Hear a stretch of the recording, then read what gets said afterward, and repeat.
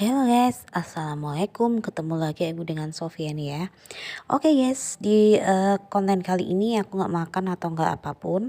Aku mau cerita-cerita aja. Bagi kalian yang punya cerita serem, cerita horor, cerita seru, cerita lucu, bahagia, bisa langsung kirim ke aku ya guys. Nanti aku ceritakan ya. Nanti aku samarin juga namanya. Dan di kali ini aku meminta cerita dari seseorang ya, kita sebut aja Mbak Santi. Mbak Santi ini kebetulan punya cerita yang sedikit menyeramkan ya. Dan dia akan berbagi sama kalian. Ini aku ceritain ya guys. Jadi ceritanya awal mulanya ya, Mbak Santi ini kan lagi cari-cari kontrakan gitu ya ceritanya ya sama suaminya. Dia punya anak satu balita umur sekitar 3 tahunan lah ya. 2 tahunan. Ya 2 tahunan. Jadi ceritanya Mbak Santi ini sedang cari kontrakan gitu ya guys. Kemudian setelah beberapa kali dia lihat rumah rumah ini gitu, Mbak Santi itu menemukan salah satu rumah tuh di daerah, aku nggak sebut namanya, di daerah Jawa Tengah lah ya pokoknya ya. Jawa Tengah ya. Itu di sebuah perumahan ya guys. Di sebuah perumahan dia tuh cocok ya. Dan sekalipun cocok sama lingkungannya, maksudnya lingkungannya tuh nggak terlalu rumpek, nggak terlalu ramai ya. Kan dia kan memang tifannya tuh memang orangnya tuh agak introvert gitu ya. Jadi rumahnya tuh lingkungannya tuh belum terlalu ramai gitu ya guys ya, belum banyak penghuninya gitu Pak. Ini kan juga perumahan baru gitu ya. Dan juga harganya juga cocok di menurut keuangan dia gitu guys.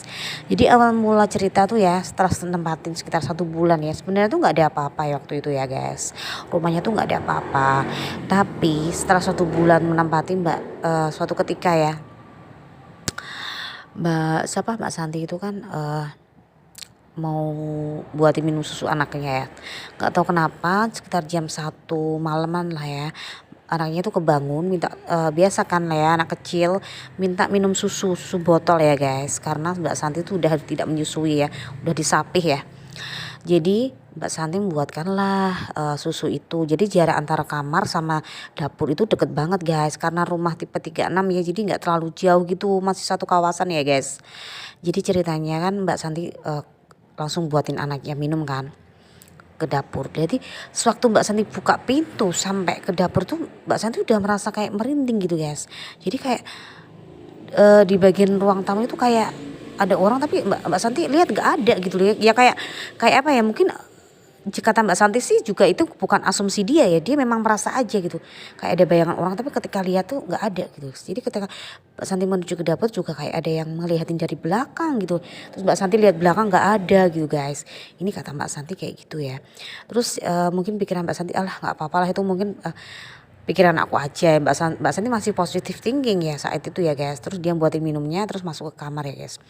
Terus ada lagi kejadian suatu ketika ya, Mbak Santi itu kan malam-malam mau buang air kecil ya guys, buang air kecil.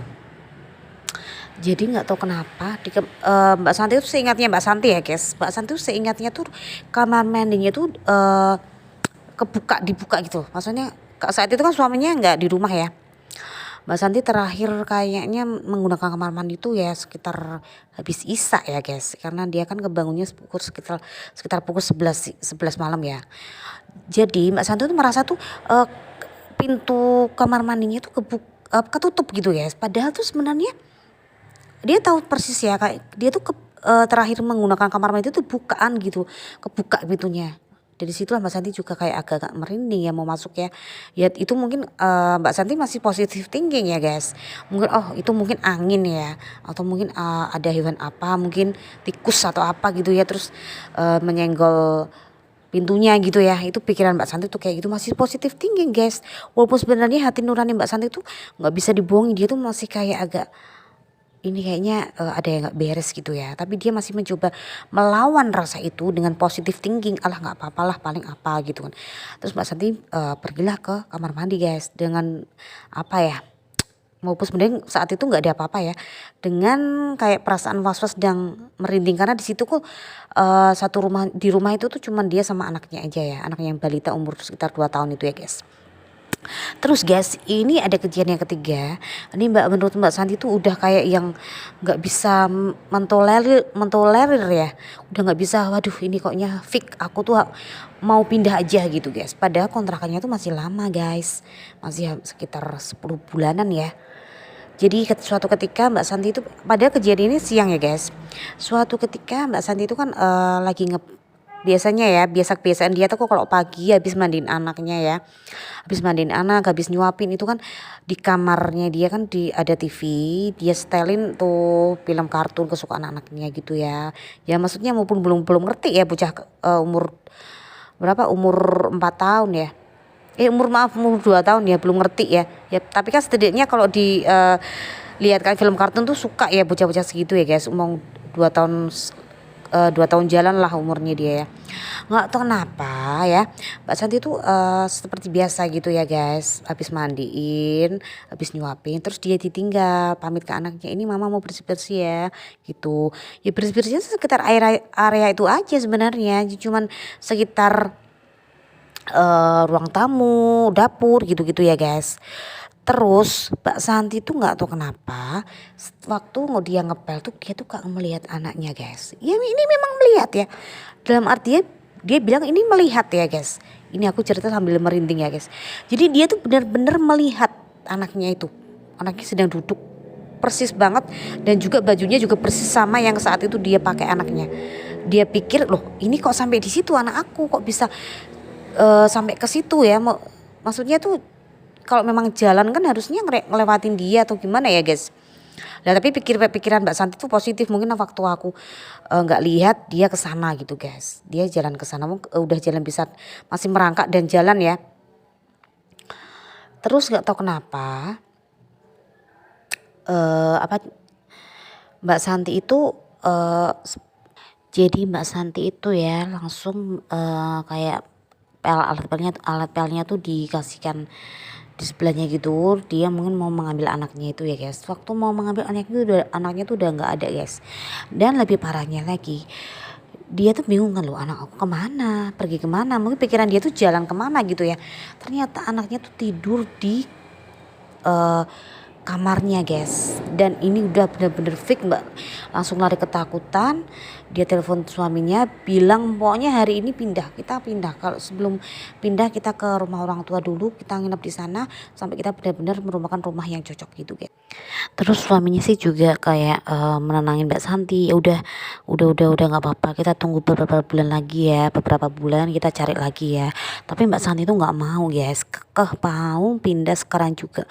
Kalau belum menemukan rumah Mbak Santi mau pindah sementara ke orang tuanya atau ke orang tuanya suaminya gitu, kata Mbak Santi gitu, karena dia udah bener-bener di fase yang takut banget gitu guys. Dan lagi sebenarnya tuh masih banyak ya kejadian-kejadian ganjil ya guys, yang menurut Mbak Santi tuh ada kayak nggak mungkin, nggak mustahil, tapi dia masih berusaha positive thinking ya. Ini aku cerita segelintirnya aja yang menurut dia tuh ekstrim ya guys. Jadi ceritanya kayak gitu aja, cerita dari Mbak Santi.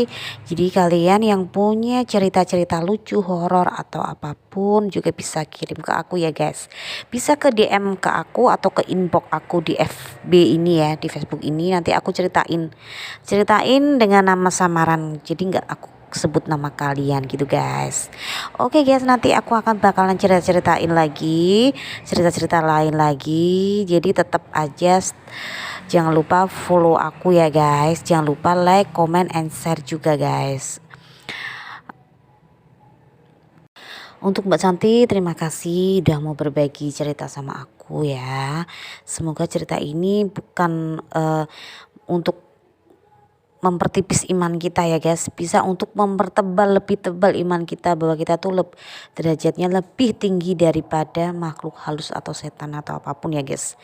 Oke guys, aku kira itu aja. Ini sedikit cerita dari aku. Semoga kalian terhibur dan mohon maaf bila ada salah kata atau mungkin kata-katanya tuh nggak pas atau mungkin ya nggak jelas atau gimana ya guys.